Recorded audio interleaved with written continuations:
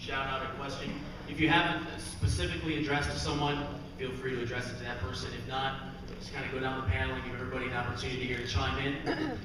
Like Amaya was saying, we have about 20, 30 minutes for this, and then afterwards, we're going to break into some individual groups, go into different rooms, and discuss our next topic. But without further ado, if anyone has any questions for anyone here, just raise your hand and we can get started.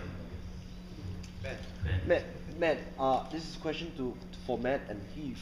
Basically, if I'm a Singaporean, so what do you think that we should do for the Singaporean amateur league if we have to have that in the future? So, Well, I've given an example of what I did, and these are the guys in Singapore right here that can probably answer that question best. I don't know what the regulations are in amateur MMA in Singapore, but maybe these guys do.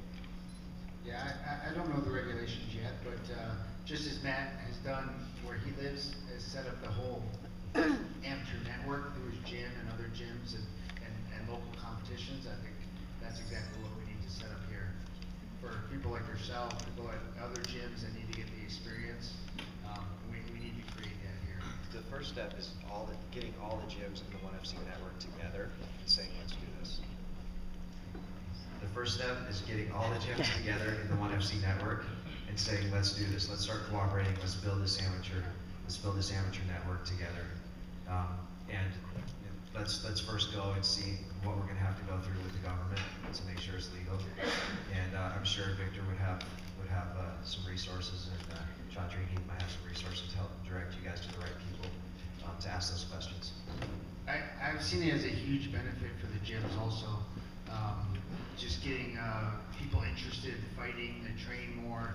They go do their amateur fight. Now their moms, their friends, everyone local wants to come watch them. It builds the sport. yeah. First group? Matt, you're talking about in the States you started the UFC, and I know in California you were saying, Heath, that you've got the Camo organisation. Are they starting to move the steps to unify the entire amateur across America, or? Camo actually came from UFC. So Camo and UFC is a whole lot of Yeah, Jeremy Lappin runs Camo. And what happened in California was the state of California put it up for bid. And everybody applied, different amateur groups applied, and Camo won the bid. So the government granted them the right to run amateur mixed martial arts. Now there's issues, other people can actually continue to still bid and get that, but nobody has. But the guys that were running it were guys that worked with me at Pride that actually helped me run the amateur MMA shows for the UFC and built the Genesis Fights network that we had as part of the theater show at Pride.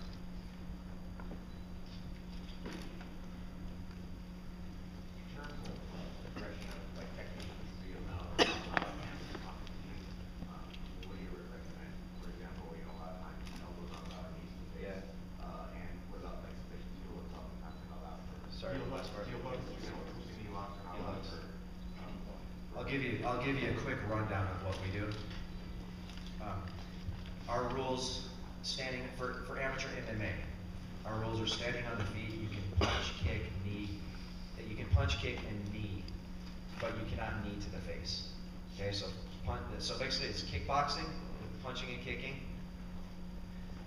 but knees below the neck only, and no elbows.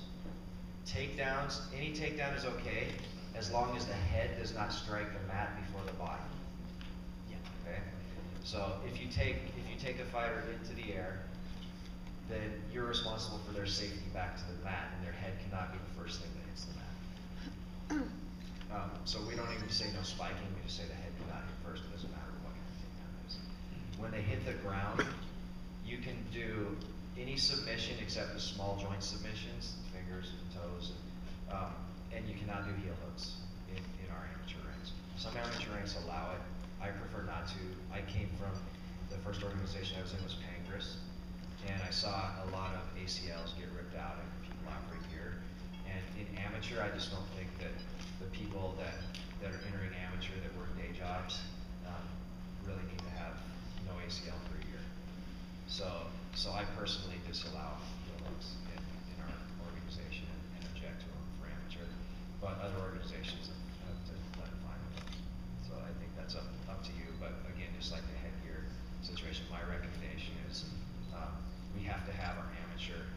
amateur organizations inviting to everybody. So because people in your gyms are going to want to take a shot at it. You don't want to exclude everybody. That's what the novice classes are for. These rules are rules that they're going to be able to go back to work. They might have a few bruises, but they're going to be able to go back to work the next day. And when they move into the A class and start working their way up, they're still going to be able to go back to work with maybe a little more because they've proven that they have the skills to get some wins. When they start getting up to where those titles are, I think that's when you're saying, okay, this person might actually make a career out of this. So. Just a couple things really quick before we continue the Q&A. If you have a question, please raise your hand. Second of all, please stand up so that we can hear you. And all of us here have been hitting the head repeatedly, so it's hard for me to hear this far away, much less an extra 30 feet. And also, please just speak up and say your name so we can address you clearly. One more thing on the rules. We use a 5-minute first round and a 3-minute second round for all non-title bouts in amateur. Some amateur organizations use 3-minute rounds, some use 5-minute rounds, a lot of them use 3 rounds.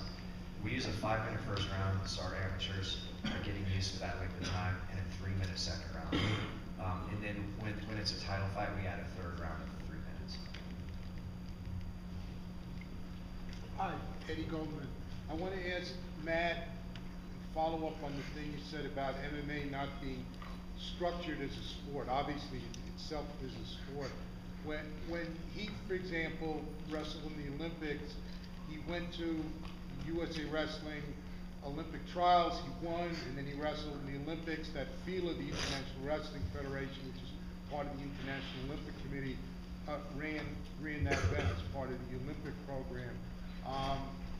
Where do you see this heading for amateur MMA? Because now you're seeing a proliferation of national and international and local federations, because you have Zuffa set one up, which hasn't run any events to my knowledge.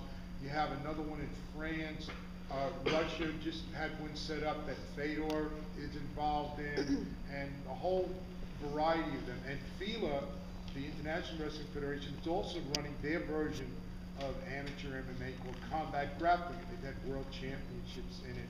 Where do you see the one that you're talking about leading to, and do you think it's going to be possible, given the politics of MMA, to have one federation like, FILA or AIBA or any of these others that are in the IOC or in sporting? That was for me, right,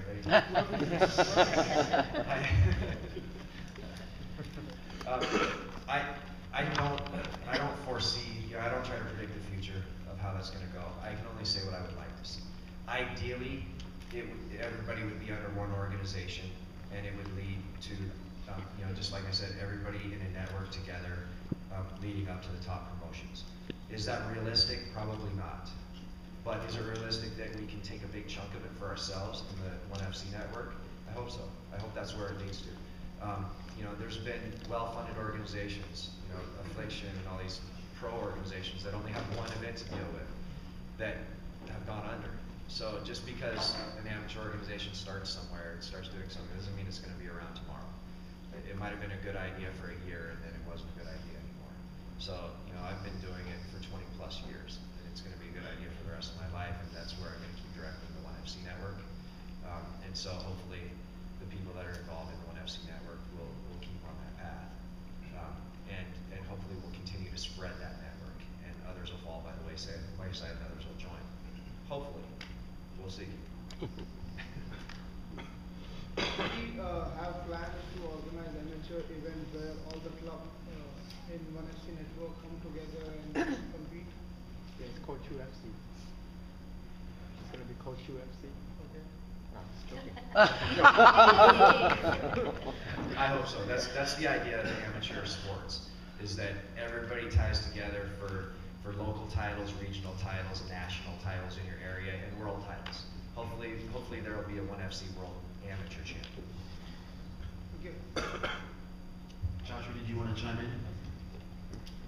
Hey guys, feel free to direct your questions to everybody up here. And at this point, it doesn't have to stay on amateur MMA. If you have specific questions outside of that, feel free to ask those as well. Ben? I got a question for Chatri, because basically I'm Singaporean, and would evolve in all other gyms in the ONE FC network, create Singaporean amateur league for all the Singaporeans in this region itself? Because I'm really interested in that.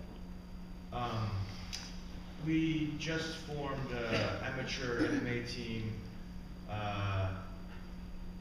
3 weeks ago at Evolve. So, and now we have about 10 people who made the cut. And we actually have it led by an Evolve student who's been involved for 3 years.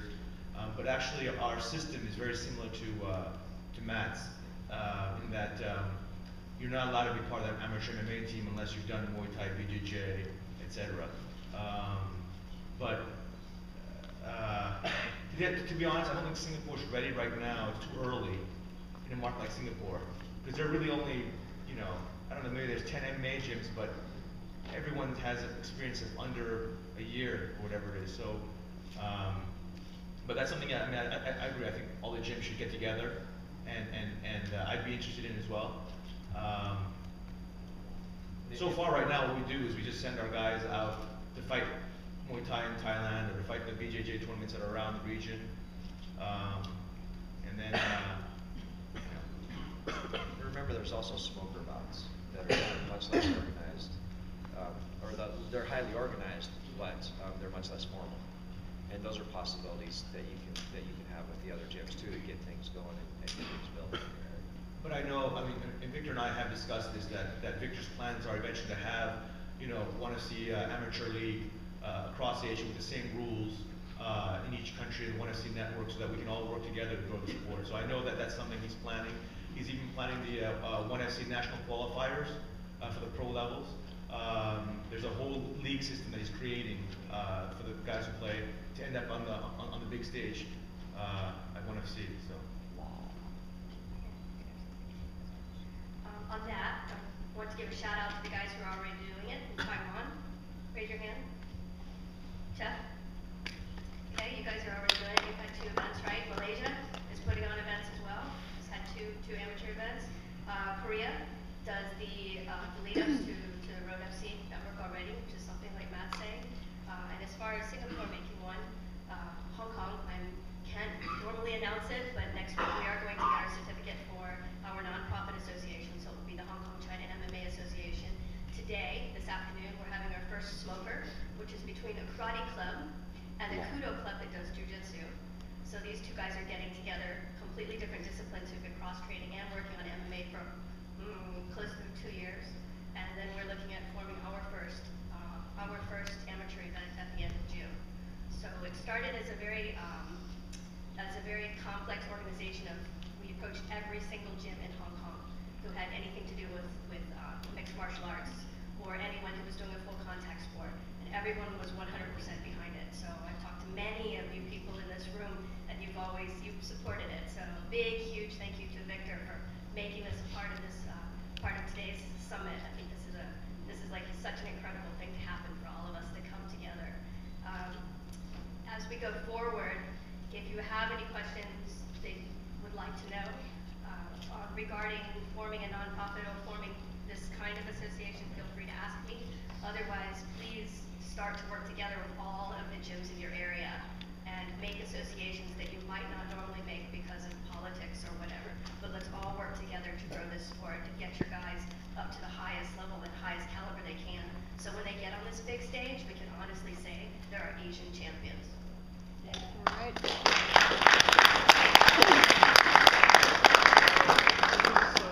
The Asian Amateur Association that you start, would it be part of the WAMMA? Would there be an affiliation with the World Amateur Mixed Martial Arts Association that's been set up for the youth? Not specifically. Okay. I mean, there could be an association, but it's not something. Chauncey just spoke about the ONE FC Amateur Network. Yes. So, for instance, suppose I have an amateur association in India. Do you have do I one? get an affiliation to the Asian network, or how does it work? If you're part of the ONE FC network, Okay. and you're building your own amateur organization, Yeah. and you affiliate that organization with ONE FC, then of course we want everybody to network. Ideally we would network into the same rules and. So it would be more on the lines of like an Asian Mixed Martial Arts Association, or the one that whatever. Yeah, you know, Yeah. I think it's already been formed. In One FC Network, I think Victor has basically invited all the major power brokers of industry in each country so that we all work together. And then having someone like Matt, who has 30 years of MMA experience, come up with sort of here are the amateur rules. Let's all follow it, guys. Here are the professional rules, and create a real circuit so that 5 years from now, all across Asia, we're all speaking the same language and we're all playing the same game, so to speak. But I mean, there's a lot of big work to be done. I mean, I know that Victor just told me last night that he wanted to do another summit, in 6 months with 500 people invited instead of, because whatever, 500 people wanted to come, but he kept it at 150 this time. But this is going to be a regular thing, I think, and I think there's a reason why all you guys, like I said in my speech yesterday, we are the leaders of the industry of Asian MMA, and by us being part of the One FC network, if we collaborate, that's how we bring new fans, new students, and it's going to be good for business for the gyms. It's going to be good for business for the amateur leagues, and then eventually the pro league of One FC. So. No, and Okay. go ahead. Okay. With the success of the last two UFC or One FCs in Singapore, do you think in 2013 there will be increasing events, like 4 events per year or more? Victor has a schedule of 18 events next year, so. Well, in Singapore. Just in Singapore. Singapore. I don't know the event schedule, but he just said to me last week that the event schedule is going to ramp up very aggressively next year. I think this year's going to end up being 8 or 9 events, and then, yeah. So, and I know there's an event in Singapore for October 6th. But I think I don't think he's going to do 4 in Singapore, because I think his plan is 2 events per city per year, all across Asia, in 28 countries eventually. Wow. That's his game plan. Yeah, and I know that I can speak on this too, because I was talking to Victor a little bit about what the schedule like, and he was, and I think it makes a lot of sense, as he was looking at between 7 and, again, I can't speak for it, but to my recollection, it's between 7 and 8 cities next year that they're going to hit each city twice, kind of go through and come back. I mean, in One FC, obviously it's based out of Singapore, so you're probably going to see more of the shows, a lot of the things starting here, which, I love coming to Singapore, so that's fantastic. No, and I think the big struggle that Victor has, and I know that, is that having a world-class indoor stadium like Singapore, I don't know if you guys went to Singapore event or not, it's a very different experience there than it is going to, even, I know in KL, they're already having issues, or in Manila now, they've built a world-class stadium that just launched. So One FC would be in that one, I know, in the future, but that's his big struggle, is that in Asia, the stadium, there's Super Saitama Arena, which eventually is going to do a show there as well, but there are very few world-class indoor stadiums. That's a big, big problem, Awesome. Prashant, did you have a follow-up question? I had another question. About 2 years back, when martial combat was still active, I remember someone had got in touch with me at that time because they had set up an association to promote the sport on an amateur level. So, is it the same group or? No, martial combat has nothing to do with One FC. Nothing. Oh, okay. Yeah. No, I know it's not alive now anymore, but Yeah. an association was formed at that stage, and they were giving out affiliations. I think One FC Network has replaced that. So that okay. that amateur MMA association that ESPN did, it was only 6 people. It was myself. It was they called me and said, "Hey, Josh, you want to be part of this thing?" I said, "Yeah, sure." They called Ray Elbe at the time, Tiger Tide. It was 6 people, but now we have 150 people at the One FC Network, which there are formal. I think he's given formal letters to everybody, and I think there's a 3-year contract with everybody to be part of this thing, and this is going to supersede anything that was done before. So, Prashant, to follow up on that, I think maybe what you're wondering is, the different organizations out there, are we going to work with those organizations? Are we going to affiliate with those organizations? Yeah. The answer is we're already affiliated with all of you. And there's organizations and people that are affiliated with One FC, and we want to support that network. So I don't know which organizations, which letters go along with which people. in the organizations. Because- But if those letters go along with the ONE FC network, then we definitely want to support you guys, and we want to bring you guys fully into the network and help you organize your promotions, help organize, get everybody on the same page together, so that the ONE FC amateur network can be with all of those organizations that you already have. But like I said, I don't know which different organizations go with which. Because back home I've got a pro network, which is FCC, the Full Contact Championship, as well as I've just set up the Amateur Association.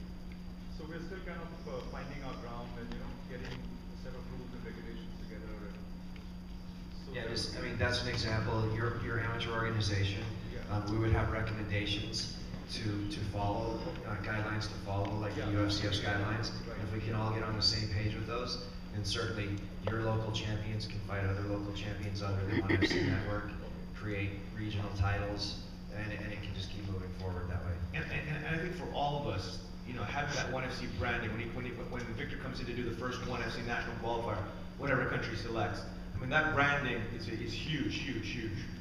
In terms of credibility in your own country, Yeah, exactly. knowing that we have the broadcast power of ESPN Star Sports, who knows the depth of that relationship in terms of even broadcasting amateur leagues eventually. I mean, it's a very deep relationship that Victor has with ESPN. So It's a very powerful, it's a very powerful tool also for you to use with your amateur network. If it's part of ONE FC, then you're connected with a much bigger thing than any of your competition. Yeah, in fact, the affiliation would definitely give a lot of credibility. yeah. Each one in their own country. Yeah, for sure. I mean, you can see it already. I mean, it's broadcast in 28 countries. Yeah. It's already on Star Sports in India, the biggest channel for sports in India. So, An example is, I made the Genesis Fights organization that was under Pride. Pride was in its heyday.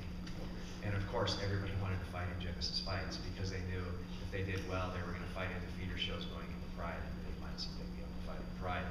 And if someone had a choice of, well, I'll fight in Genesis Fights, or I'll fight in some other amateur fight organization that's not connected with any great shows, of course they were going to choose Genesis Fights. Yeah, one thing I was gonna say too is, I don't think the gyms are really, up to speed yet to have too many amateur shows. And then I know at Evolve, we've just begun, forming amateurs and bringing them up. But, I mean, if there was 3 shows this whole year, it'd probably be a struggle to fill a card with enough amateurs around Singapore. So what I'm saying is I think the gyms really have to spend some time right now building up some amateurs, getting them experience and getting people that are even ready to fight. So I know at our gym, we don't have many guys that are like that yet. yeah, and it goes back to safety, right? I mean, we can rush this amateur stuff as quickly as possible, but we're going to risk death and injury, and that's a big problem. And so for us at Evolve, and that's what it was my speech. Safety is our number one priority. At Evolve, safety is a number one priority. Like we have all the world champions and the Evolve fight team and all that stuff. But when we teach our normal students, it's safety is number one, and even our amateur team is number one. Safety is number one. It's just where Heath and I come from in terms of our martial arts background, we have very, very high standards in terms of before we allow someone to go from amateur, even to compete amateur, on behalf of Evolve, and then even on the pro level on behalf of Evolve. It's a lose-lose situation if you put someone in too early without the skills. I actually have a question for everybody in the audience here. Who here either trains at a gym or owns a gym somewhere here in Asia? Can we just see a show of hands? I know that there's kind of a mixed group.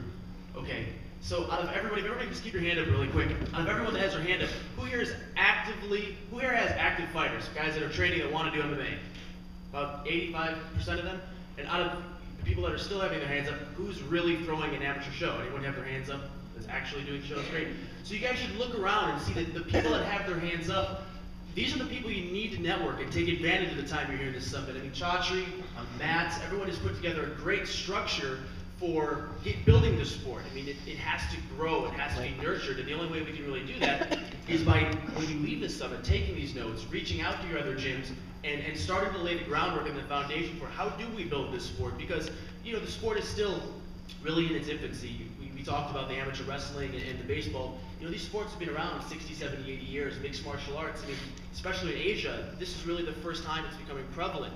And when we have the pleasure of having the guys like Matt that have a plethora of experience giving us the framework for how we build that sport, now the ball's in your court. You have to reach out, get everyone's gym number, get their information, come together, reach out to Chatri, and start, you know, putting these organizations together so you can have that and we can bring it to the next level.